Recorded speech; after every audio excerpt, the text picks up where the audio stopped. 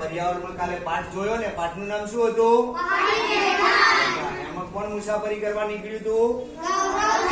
ગૌરવ જાની. ક્યાંથી શરૂઆત કરી હતી? મુંબઈ થી શરૂઆત કરી. પછી કયું રાજ્ય આવ્યું?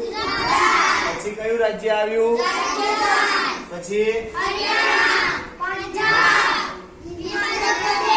ક્યાં પહોંચ્યો તો એ? લદ્દાખમાં, લેહ લદ્દાખમાં. એમાં કયું શિખર હતું ઊંચામાં ઊંચું? ચાંગથાંગ. કેટલી ઊંચાઈ ઉપર આવેલું છે?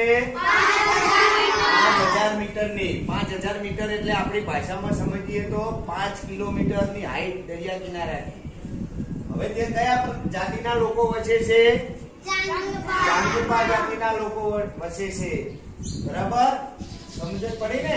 તો કેટલા રાજ્યોમાંથી પસાર થયો એ યાદ રાખવાનું. નકશા દ્વારા આપણે લાઈવ જોયું. સમજ પડી ને?